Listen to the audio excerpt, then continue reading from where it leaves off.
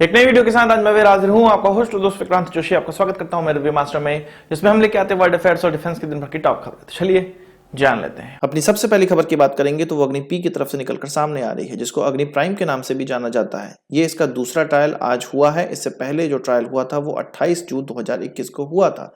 ये अग्नि 1 का एक उन्नत रूप माना जा रहा है इसको, जो कि MIRV टेक्नोलॉजी से लैस है। ये जो आज ट्रायल हुआ है, कहा जा रहा है कि ये टेक्स्ट बुक ट्रायल है। इसको पूरी तरह से ट्रैक किया गया और इसने अपने टारगेट को नष्ट किया।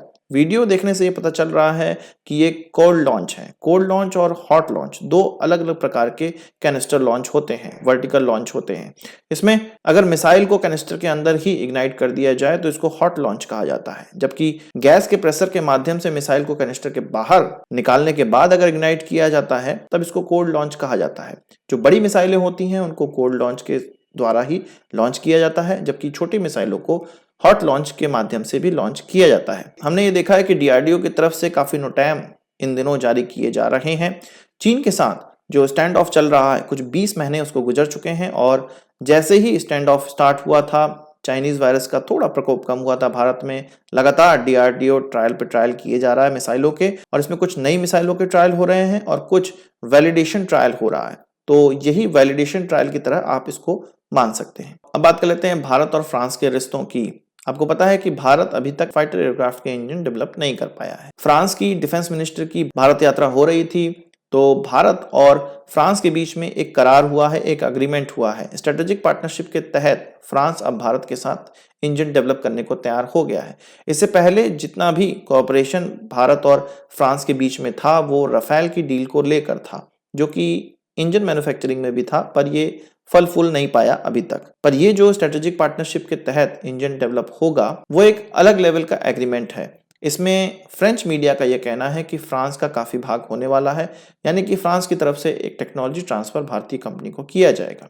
भारतीय कंपनी क्लियर नहीं है कि प्राइवेट होगी या सरकारी होगी, पर इस प्रकार के जो टेक्नोलॉजी ट्रांसफर होते हैं उनमें जनरली सरकारी कंपनियों को ही टेक्नोलॉजी ट्रांसफर किए जाते हैं। भारत का इंजन का प्रपोजल फ्रांस के द्वारा मान जाना ऑकुस बनने के बाद ही हो रहा है। यूके और अमेरिका को चिढ़ाने के लिए ही सही, पर फ्रांस भारत की अब हर संभव मदद ऐसी टेक्नोलॉजी प्राप्त करने में कर सकता है जो कि अभी तक भारत के पास नहीं उपलब्ध थी। ये जो इंजन डेवलप किया जाएगा वो LCA के लिए होगा भविष्य में, पर AMCA के लिए मुख्यतः इस इंजन को डेवलप किया जा रहा है। हमारे रक्षा मंत्री ने यह भी बताया कि जो अभी इकोसिस्टम है डिफेंस और एरोस्पेस मैन्युफैक्चरिंग का, वो 85,000 करोड़ रुपए तक पहुंच चुका है, जबकि 2022 में इसके 1 लाख करोड़ तक पहुंच जाने की संभावना है। उनका यह कहना था कि जब हम आजादी के 100 साल मना रहे होंगे 2047 में, तब ये 5 लाख करोड़ तक पहुंच जाएगा।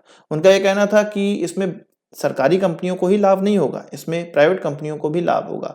अभी जो प्राइवेट कंपनियों का इकोसिस्टम है वो 18,000 करोड़ रुपए का है, पर उनका ये कहना था कि 2047 तक की 1 लाख करोड़ रुपए तक पहुंच जाने वाला है, यानी कि 5 लाख करोड़ का होल इकोसिस्टम होगा, प्राइवेट कंपनियों का 1 लाख करोड़ का होगा, 20% का योगदान प्राइवेट कंपनियों का भी होगा। वहीं पार्लियामेंट में हमारी मिलिट्री के जितने भी हेलीकॉप्टर दुर्घटनाग्रस्त हुए उनका ब्यौरा एक दिया गया जो 5 सालों में हुए हैं। इसमें कुछ 15 एक्सीडेंट हुए हैं और इसमें 4 ध्रुव helicopter, 3 Mi-17 V5, 1 Mi-17 1V, 2 HAL Rudra, 4 चीता और 1 चेतक हेलीकॉप्टर दुर्घटनाग्रस्त हुआ है। इसमें कुछ 31 लोगों ने अपनी जान गंवाई है। इसमें 14 वो लोग भी शामिल हैं जिनकी मृत्यु अभी रिसेंट की हेलीकॉप्टर दुर्घटना में हुई थी, जिसमें कि हमारे प्रिय CDS बिपिन रावत जी भी थे। वहीं पाकिस्तान को मिर्ची लगाने वाली 2 घटनाएं हुई हैं जो कि भारत से संबंधित हैं। आपको पता है कि पाकिस्तान में OIC की मीटिंग आज से ही हो रही है, जिसमें कि OIC के सदस्य देशों के विदेश मंत्री शिरकत कर रहे हैं। इसमें ऐसे 5 देश जो कि सेंट्रल एशियन देश कहलाते हैं वो भी इनवाइटेड थे, पर वो पाकिस्तान न जाके भारत पहुंच गए, क्योंकि भारत में सेंट्रल एशिया डायलॉग आज से ही शुरू किया गया है। इसमें Turkmenistan, Kazakhstan, Tajikistan, Kyrgyzstan, Uzbekistan ये शामिल हैं और इन्हीं को सेंट्रल एशियन देश कहा जाता है। ये जो मीटिंग होने वाली है इसमें अफगान मुद्दा और रीजनल कनेक्टिविटी का मुद्दा शामिल होने वाला है। इन देशों के द्वारा पाकिस्तान में जो अपने प्रतिनिधि भेजे गए हैं वो कुछ छुटभैया नेता और कुछ छोटे ऑफिशियल्स को भेजा गया है, जबकि विदेश मंत्री भारत शिरकत किए हुए हैं। वहीं बांग्लादेश की तरफ से भी पाकिस्तान को मिर्ची लगाई गई है। OIC में बांग्लादेश के ऑफिशियल्स को भी बुलाया गया था। तो कुछ 1 दशक के बाद कोई बांग्लादेशी मंत्री पाकिस्तान की शिरकत कर रहा है। उनके विदेश मंत्री वहां पहुंचे हैं।